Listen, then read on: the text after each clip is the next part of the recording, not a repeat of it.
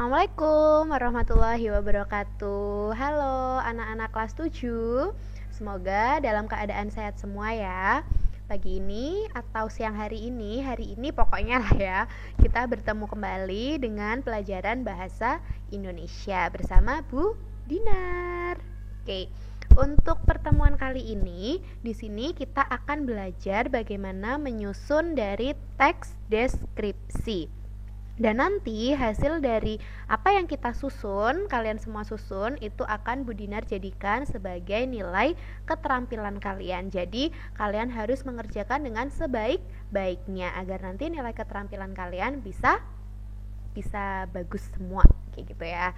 Oke, tapi sebelum itu kita harus diskusikan dulu, harus tahu dulu apa saja yang harus ada di dalam teks deskripsi kalian. Pastinya kalian juga sudah belajar ya kemarin di pertemuan sebelum-sebelumnya, ada yang namanya struktur dari teks deskripsi, kemudian ada juga ciri bahasa dari teks deskripsi. Nah, kedua hal tersebut yang akan membantu kalian untuk dapat menyusun teks deskripsi secara benar atau secara tepat kayak gitu. Jadi sebuah teks deskripsi itu harus berdasarkan dengan struktur dan kaidah kebahasaan dari teks deskripsi tersebut pula. Masih ingat kan? Ada 3 struktur dari teks deskripsi yang ada, yaitu diawali dengan identifikasi atau pernyataan umum, kemudian dilanjutkan dengan isi dari teks deskripsi berupa deskripsi bagian, kemudian terakhir ditutup dengan penutup. Penutup juga ada 2 hal, bisa ditutup dengan kesimpulan, bisa juga ditutup dengan kesan, atau bisa juga kalian kombinasikan kedua-duanya, jadi kesan dan simpulan, kayak gitu ya, tergantung kalian ingin menuliskannya seperti apa. Dan untuk kaidah kebahasaannya itu juga sangat banyak. Nanti Bu Dinar akan tunjukkan bagaimana pengaplikasiannya dalam teks deskripsi yang nantinya akan kalian susun secara berkelompok 2 orang kayak gitu ya nak ya. Oke, kita langsung saja lihat di layar yang sudah Bu Dinar tampilkan.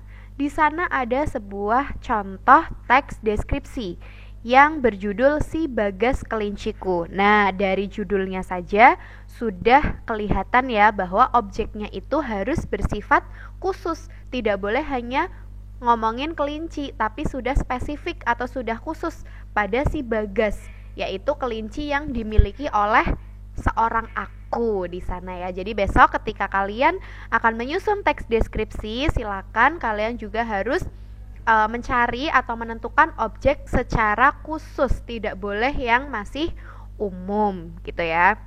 Dan besok ketika kalian menyusun teks deskripsi pula, kalian harus menambahkan judul yang menarik. Tidak boleh hanya judulnya mendeskripsikan tentang Bagas, seorang kelinci yang aku miliki, misalnya kayak gitu, itu jangan. Atau deskripsi tentang apa gitu, jangan, itu sudah terlalu mainstream gitu ya, nanti nggak kreatif. Jadi harus sekreatif mungkin. Contohnya ini, Si Bagas Kelinciku, itu boleh seperti itu. Nah, kita langsung saja ke paragraf pertama. Nah, di sini, kelinciku bernama Bagas. Kunamakan Bagas karena aku berharap kelinci kesayanganku itu selalu sehat dan bugar. Bagas memiliki bulu yang lebat dan putih bersih. Matanya coklat seperti madu. Matanya jernih menyejukkan untuk dipandang. Bibir mungilnya yang merah muda sungguh menggemaskan. Telinganya panjang dan melambai-lambai kalau dia berlari. Oke. Di paragraf pertama ini bisa kalian simak ya nak ya. Di sana ada 2 struktur yang secara langsung ditampakkan, yaitu identifikasi dan juga deskripsi bagian. Masih ingat ya, identifikasi itu berisi pernyataan umum tentang objek. Bisa berupa nama objeknya, kemudian bisa berupa alamat atau asal objeknya itu dari mana misalnya. Kemudian kalau ini sebuah binatang peliharaan berarti dinamakan siapa, kayak gitu, dan lain sebagainya. Nah, di sana mana yang menjadi identifikasi? Di kalimat pertama dan kedua. Di sana dijelaskan bahwa si aku memiliki kelinci bernama Bagas dan alasan kenapa si aku itu menamakan kelincinya dengan Bagas. Nah, itu semua masuk ke dalam identifikasi. Sedangkan kalimat ketiga dan selanjutnya sampai kalimat terakhir di paragraf 1 itu sudah masuk deskripsi bagian. Kemudian kalau misalnya kalian bertanya, emang boleh ya Bu kalau satu paragraf itu ada 2 struktur? Ya, boleh sebenarnya, tapi untuk Bu Dinar tidak menyarankan untuk itu ya. Jadi kalian harus kalau bisa nanti satu struktur itu dibikin paragraf sendiri-sendiri biar jelas. Kenapa di teks ini identifikasi bergabung dengan deskripsi bagian? Karena identifikasi yang muncul di teks si Bagas Kelinciku hanya memuat 2 kalimat. Masih ingat ya yang Bu Dinar jelaskan bahwa satu paragraf minimal harus terdapat 3 kalimat. Boleh lebih tapi tidak boleh kurang. Jadi nggak boleh korupsi. Kalau kurang dari 3, maka paragraf itu belum lengkap. Jadi belum dikatakan sebagai sebuah paragraf kalau belum ada 3 kalimat. Maka dari itu penulis menggabungkan antara identifikasi dan deskripsi bagian karena identifikasinya kurang 1 kalimat. Tapi besok ketika Bu Dinar menyuruh kalian untuk membuat teks deskripsi, silakan satu paragraf harus minimal 3 kalimat dan per struktur gitu ya. Jadi dibikin paragraf sendiri-sendiri agar lebih jelas.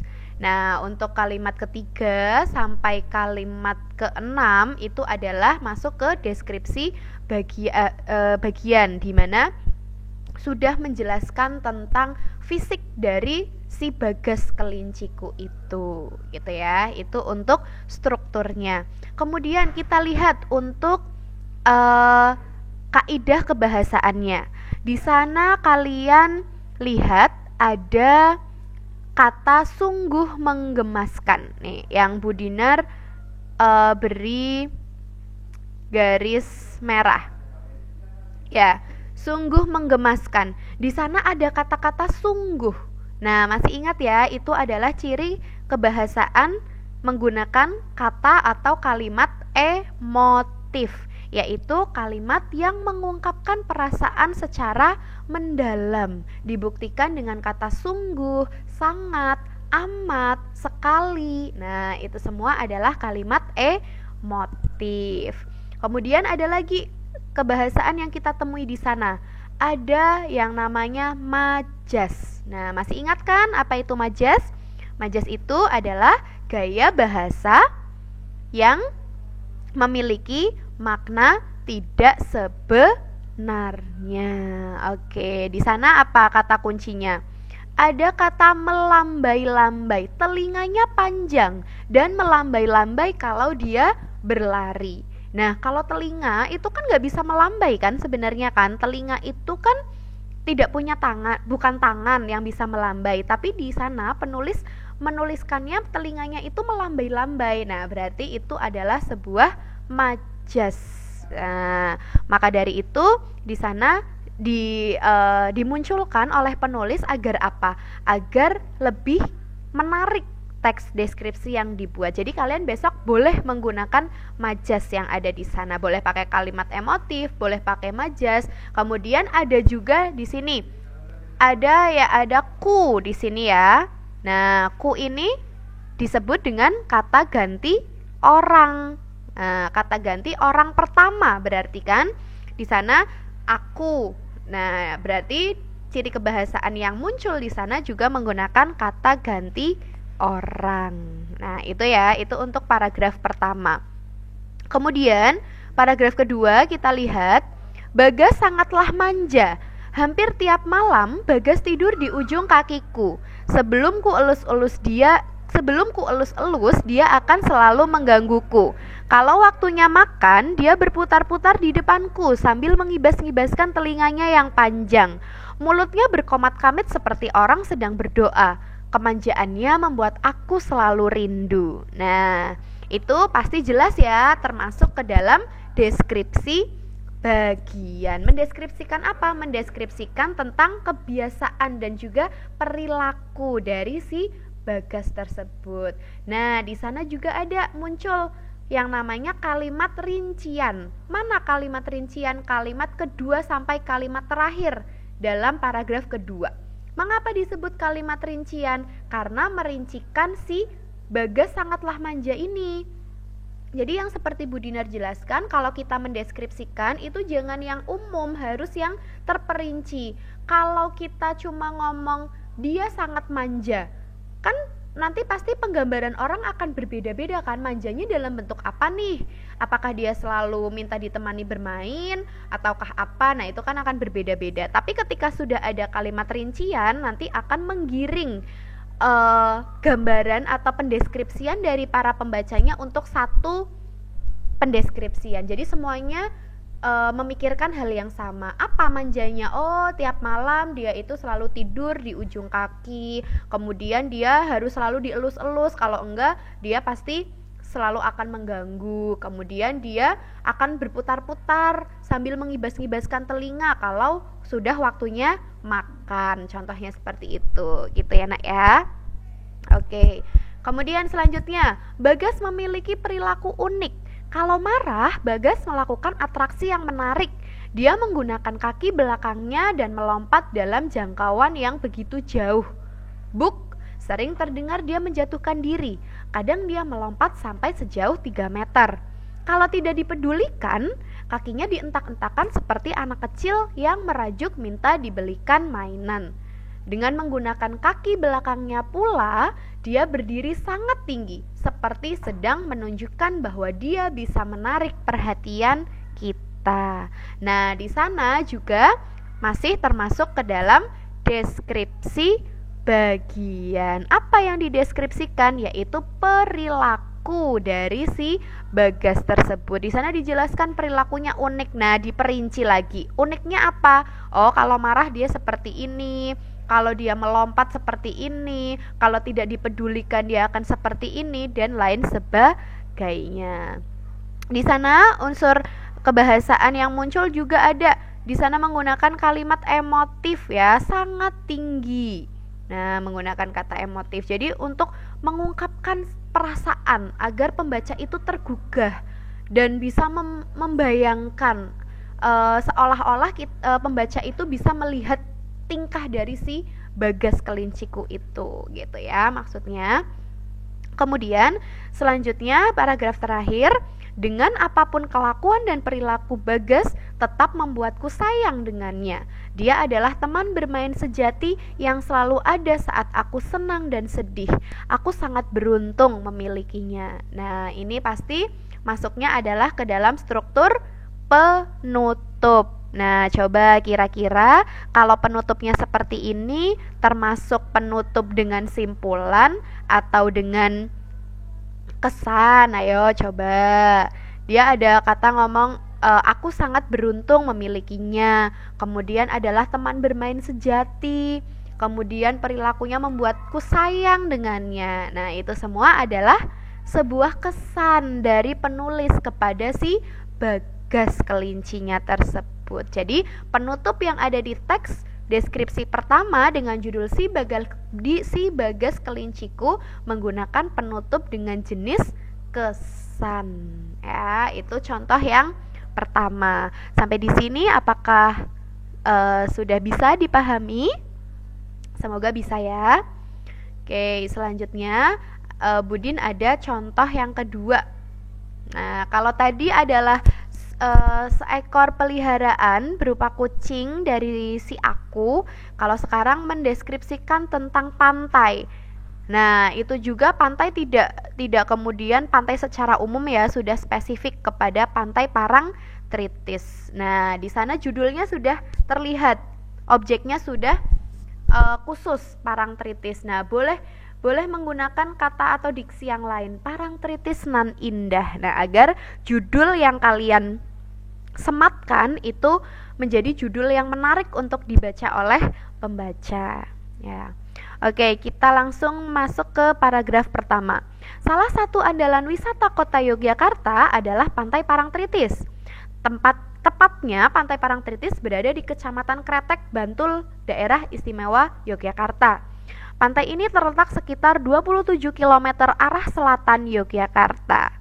Oke, dilihat dari bentuknya pasti mudah ya. Ini adalah struktur identifikasi karena menyatakan apa? Nama objeknya. Apa itu nama objeknya di kalimat pertama, yaitu Pantai Parangtritis. Kemudian kalimat kedua di sana dijelaskan alamatnya, alamat dari Pantai Parangtritis itu, yaitu di Kecamatan Kretek, Bantul, Daerah Istimewa Yogyakarta. Kemudian di kalimat ketiga itu dijelaskan arah ketika kita akan ke pantai tersebut. Nah, bisa dilihat ya, di sini beda dengan tadi teks yang pertama. Kalau di sini satu struktur identifikasi menjadi satu paragraf tersendiri. Dan ini yang Bu Dinar sarankan untuk besok ketika kalian membuat sebuah teks deskripsi. Nah, dan di sini juga ada 3 kalimat. Maka dari itu harus minimal 3 kalimat tapi boleh lebih, gitu ya. Kemudian selanjutnya paragraf kedua, pemandangan Pantai Parangtritis sangat memesona. Di sebelah kiri terlihat tebing yang sangat tinggi. Di sebelah kanan kita bisa melihat batu karang besar yang seolah-olah siap menjaga gempuran ombak yang datang setiap hari. Pantai bersih dengan buih-buih pantai bergradasi abu-abu dan kombinasi hijau sungguh elok. Nah, di sini sudah mulai masuk ke deskripsi bagian. Apa yang dideskripsikan? Yang dideskripsikan adalah pemandangan dari Pantai Parangtritis. Nah, di sana juga kaidah kebahasaan yang digunakan ada kalimat emotif atau kata emotif, sangat memesona. Ingat ya, bukan mempesona tapi memesona. Ya, karena dari kata pesona dibubuhi dengan imbuhan me di awal, maka P itu diikuti dengan huruf vokal, maka P-nya seolah-olah hilang menjadi memesona, bukan mempesona. Kemudian ada kata sangat tinggi. Nah, itu juga emotif. Kemudian ada kata sungguh elok. Nah, itu juga emotif. Nah, di sana juga perhatikan ada sinonim. Nah, mana sinonimnya? Ada kata memesona, kemudian di akhir ada kata elok. Padahal memesona dan elok itu maknanya sama, tapi penulis kemudian memberikan sinonim di sana agar apa? Agar tidak membosankan ketika dibaca oleh pembacanya, gitu ya. Jadi kalian besok juga harus seperti itu. Nah, kemudian di sana juga ada majasnya. Mana majasnya ini? Kita bisa melihat batu karang besar yang seolah-olah siap menjaga gempuran ombak. Nah, di sana itu juga ada majas ya. Seolah-olah. Berarti kan seperti siap menjaga gempuran. Batu karang bisa menjaga, itu kan hanya bisa dilakukan oleh makhluk hidup, tapi di sana batu karang seolah-olah bisa melakukan apa yang makhluk hidup bisa lakukan. Jadi itu termasuk dengan majas. Itu ya, paham ya?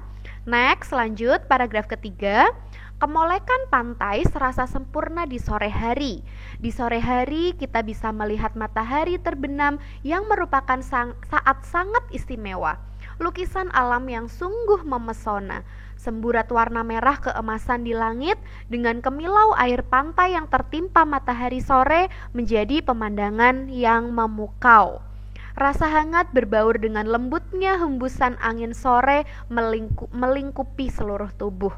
Seakan tersihir kita menyaksikan secara perlahan matahari seolah-olah masuk ke dalam hamparan air laut. Nah, di sana juga masih dalam struktur deskripsi bagian. Apa yang dideskripsikan? Yaitu kemolekan atau keindahan pantainya, ya.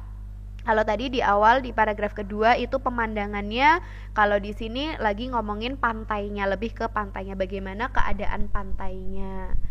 Oke, jadi yang namanya deskripsi bagian itu memang harus lengkap, tidak hanya satu paragraf, bisa berparagraf-paragraf sesuai dengan bagian-bagian objek yang akan dideskripsikan. Dan biasanya setiap bagian objek itu memuat satu paragraf untuk bisa dideskripsikan.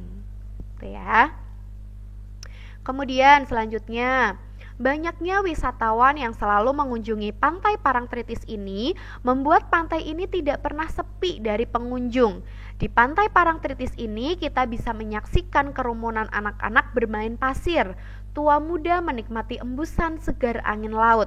Kita juga bisa naik kuda ataupun angkutan sejenis andong yang bisa membawa kita ke area karang laut yang sungguh sangat indah. Nah, paragraf ini juga masih sebagai paragraf dari struktur deskripsi bagian. Apa yang dideskripsikan? Wisatawannya. Kemudian aktivitas yang ada di Pantai Parangtritis. Oke.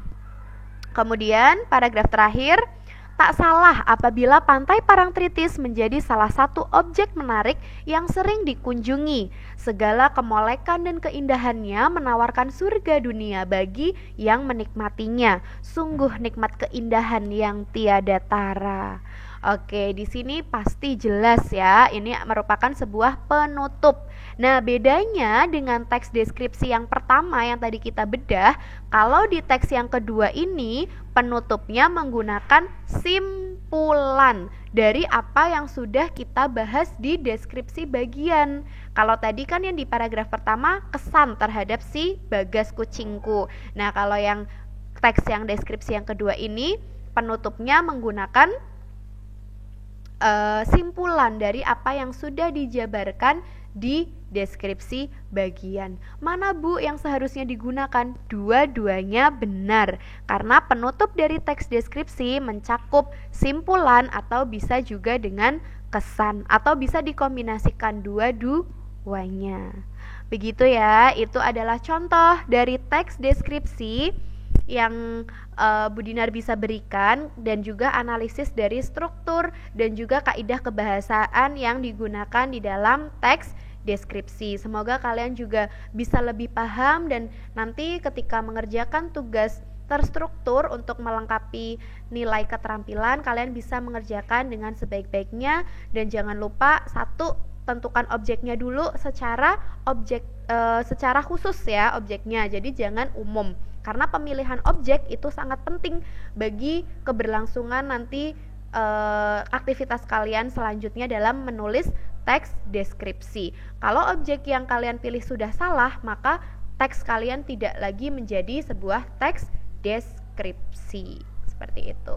Dan kemudian jangan lupa 3 struktur yang ada di teks deskripsi juga harus dimasukkan ke dalam teks deskripsi kalian. Jangan lupa juga kaidah kebahasaannya dimunculkan di sana agar teks deskripsi kalian lebih menarik untuk dibaca oleh pembaca.